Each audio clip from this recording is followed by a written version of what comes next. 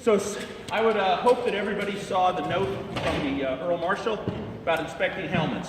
Why are we inspecting helmets? Well, we've had some injuries this last 12 months, and in my experience, I have actually been injured in a helmet due to I let my padding go longer than I should have, and I've seen injuries from things like padding not properly attached.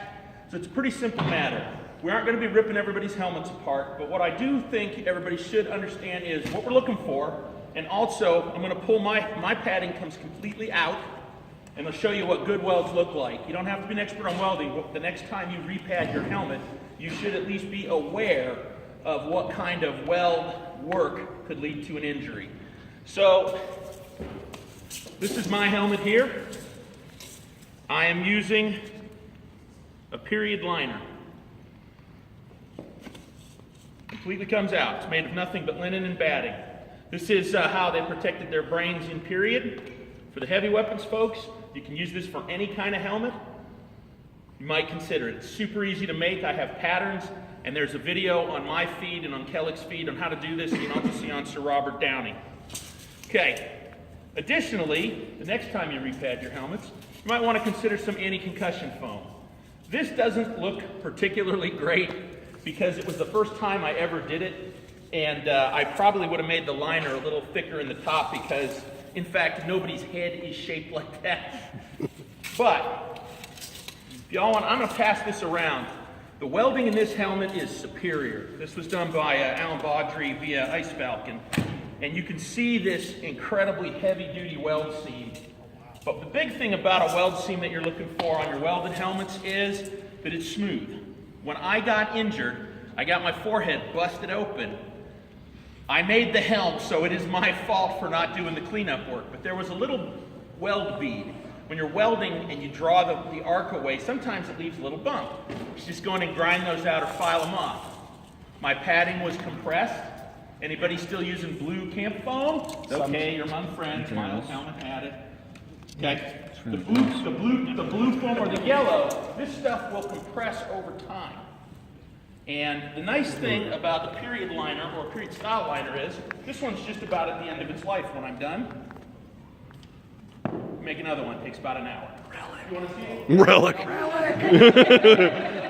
Pass it around and take a look at it. Anyways, the foam collapsed and I got hit with an illegal shot, but I got hit right here, and the weld bead pushed through the padding, busted me open. It was a minor injury, but it looked like a horror story. I came off the field, and I was mopping my brow, and I turned to my girlfriend, and she freaked out, and the marshals freaked out. By the time they got me cleaned up, they couldn't even find it. But the point is, weld bead. Okay, so if you have a welded helmet, next time you do your padding, take a look at it.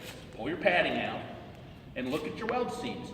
If there are gaps, if you can hold it up to the light, if you see light through a weld seam, not good, okay? You might have a problem. Welding creates voids sometimes, and sometimes you won't see them, or you won't notice when the helmet's been made, okay? Otherwise, for everybody else's helmets, rivets, if your helmet rattles, you got a loose rivet, tighten it up. You should not have any seaming problems. However, you may have rivets in the interior of the helmet that haven't been punched down enough, okay? Check. Just look at your helmet, okay? We're going to be inspecting for foam. For the standards on heavies, you have to have half an inch of foam. I will tell you that half an inch of foam, which I fought for a lot of years in my light bassinet, and I got my bell rung good twice. My new helmet with the period liner, I let Sir Nicholas hit me as hard as he could at point blank range with the short of the stick. Nothing. So, half inch foam, and that means a half an inch. Not it used to be a half an inch, not it was half an inch when you put it in. If it compresses over time, you got two choices. Put in another layer, your helmet should be snug. Put another layer, or rip it out and put in new foam. I'm guessing half inch foam will probably last you, in regular usage, a year to 2 years. The period liner I made, I've had about a year. It'll probably hold up for another 6 to 12 months, but I'm going to go ahead and replace it in my copious spare time. But it's a simple thing to make, and if you need a pattern or anything. For the rapier folks, it's a 1/4 inch of foam. Since you're suffering less concussion, collapsing of foam inside rapier helmets should not be nearly as big a deal. Thank you. And you've got, yeah, this is if everybody could afford one of these, this is what I would tell everybody to get. This is Terry's, right? Yeah. This uses a suspension. So things about suspensions. If anybody here is using a suspension liner made of leather, check it now and again. See, these are newer. Did these give out on you? Okay. Leather stretches. So one of the things you can do, and I do it with all the strap jobs on my helmets, treat it with something called Neat's Foot Oil. You can get it at Tandy. You can order it from Amazon. Neat's Foot Oil is a natural oil. You could also use linseed. I just find that linseed smell a little strong for being in my helmet. But Neat's Foot Oil is designed to seal your straps. And the way I do it is I punch all the holes in the straps, I soak it with Neat's Foot Oil, and then I rivet it through.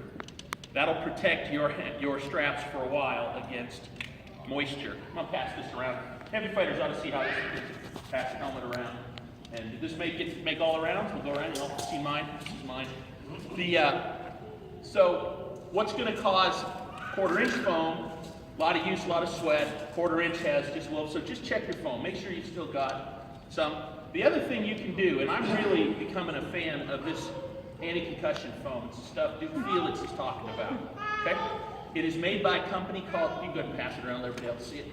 It's made by a company called Kemmerer Products. Kemmerer, Kemmerer Products. And it's called Shock 2 Gel. And it's great. So that and the period liner has made it, I think I said, y'all know Sir Nicholas, and I let him hit me. I stood there and I just let him hit me. He said, hit it hard, really hard, and it makes a difference. So you can put a thin layer in the crown. The brow is really where I would recommend you checking your padding the most. Oncoming blows to the front of the skull are the ones that are going to generate the most power, going to put your head at the most risk. Other than that, make sure your helmet's snug. Loose does not help. And your helmet should be snug, and in some cases, so what you've got here, like in Gilchrist's helmet, and I'll snug where? Okay, so for my,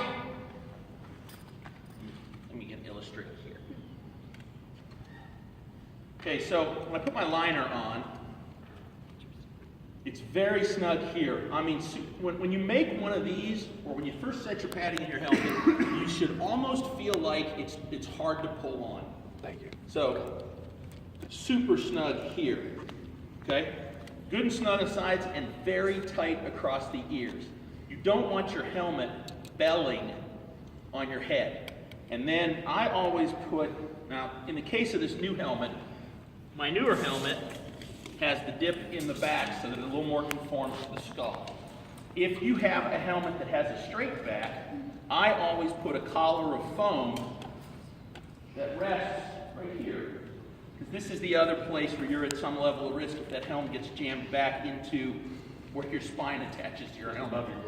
So I want that to be nice and tight. Now, depending on your chin strap assembly, everybody's got a different kind they like, got a favorite kind. I'm the only person I know who uses this style, but I put a permanent strap in the front, and then this ensures that, I got my helmet all wangled here, flip it open. This ensures that the helmet can't be moved into my face from the front. So, and my period liner is really, the only thing that it needs to hold it in place is my side straps here. And they just go through a couple of little holes, which I'm trying to do. Yeah, open up. But anyways, so you don't want your helmet moving around your head like a bell, okay? The whole point of it is to add some weight. Ultralight helmets, everything else, I mean, those are just, everybody should understand. I saw 1,000 years ago at a border raid, a guy had a helmet that looked like a skull that had been conformed to his head and had 1/2 inch of padding.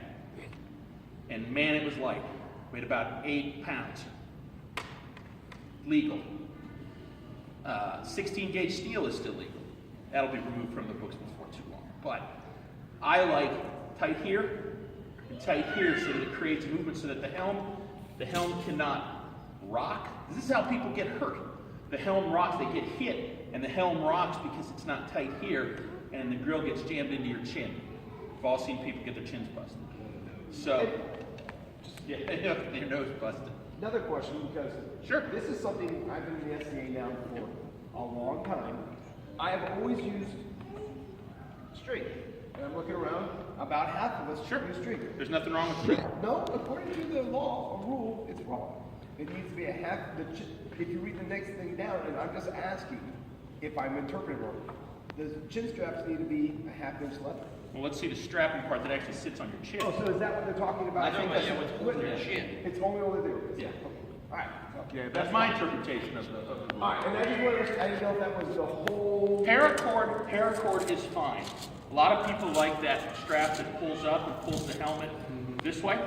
There's nothing wrong with that. The only concern I have is that if depending on where your points are, you're making a rocker point for the helmet. Okay?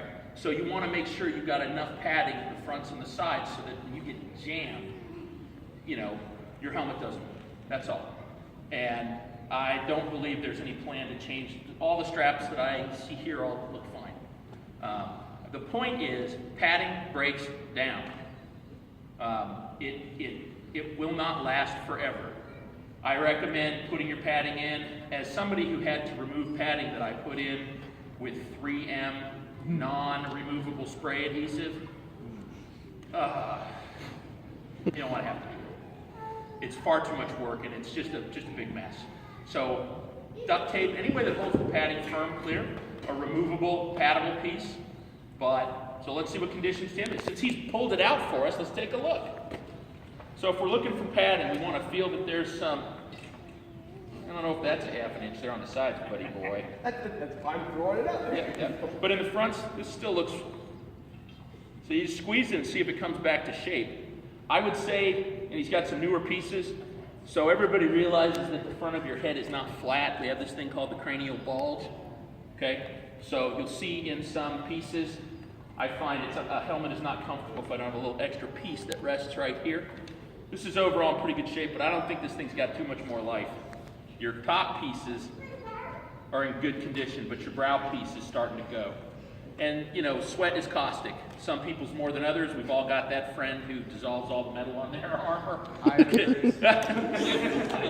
We might know some people. So this is pretty good. Pass this around. This is a good way to do it, too, because he can pull this out, and he can make another. Just pass it around. Yep. Now, okay, since you get your helmet out, let's take a look at the welding. So, this thing's a tank. No, I'll take a quick picture inside. Is this the one you made with Bear? No. This, I got that from a guy in St. Louis. We'll pass this around. Armor per se. So I'm gonna pass this around. Every single weld is double reinforced. Every place that it could be welded, it is welded. With that said, when I got that many years ago, I still had a grind, and it's still not as good of a grind job. I mean, he did not clean up anything. This one here. So there's one at the very front out here, the chin, but otherwise, let me pass this around, sit it the other direction, and take a look at the weld. So the point of this is we're not gonna be ripping everybody's padding out. Let's all be adults. This is not a new rule. Last word. This is not a new rule. Inspection of the helmets has been on the books forever. We just make people put their helmets on, and we're trying not to have too much of a liability issue. We say, do you feel safe in your gear? Well, everybody says yes. I have yet to inspect anybody. All record, do you feel safe in your gear? Yeah, okay. Not so sure, boss. Not so sure. So same thing's going to go for the rapier folks. Pay attention. Sweat will break down the small amounts of padding. You shouldn't have nearly the issue since you take significantly less contact. So the one thing on the rapier side that you may want to watch on is that elastic strap on the back. Stretches out. It stretches out. The rules say that this hung by itself is not enough to ensure. Well, in every part, that one can be fixed. See, Ross? Yeah, that's awesome. And so on the rapier, when you're checking. Listen up, wait. Okay, on the rapier helms, when you're checking for fit, when it's somebody with a smaller head than Sam, somebody put on a mask that's too big for them. So if I wear this without, if I wear mine without my head, wear this one. This is too big. This is too big. It slides back on her. If she catches a rising shot here, it can, yeah, well, A, it can knock the mask off. That's the worst case. That's actually the best case scenario. The worst case scenario is a rising shot here, rotates her head back, snaps her back, and gives her a rotational concussion. And that's where the injuries on the fencing side are coming from. They're not lateral movement concussions, they're rotational. Thank you, Snug. So, snug fit helmet. Make it figurehead with the padding, and compare your padding now and again. Okay, take a look. We're going to start inspecting at practice. Bring your helmet up. It takes 10 seconds to check padding because it takes 10 seconds to check padding. And not to toot my own horn, but anybody needs a comes across a Japanese helmet that they don't know about, come find me, because that lacing that holds those together, that stretches. And if there's a gap in there, you can get a weapon in there. Yeah. So, and let's all be smart about it. Let's all help each other out. If you think you see something wrong with your buddy's helmet, say something to him. It's not that tough. And if anybody wants a pattern or help, want to try a period liner, come see me. I keep patterns with me. Removable padding like Tim has is a good way to go so that you can easily take your armor in and out and just swap it out. Are there any other questions? Let's get on to fighting. Questions? Okay. Thanks.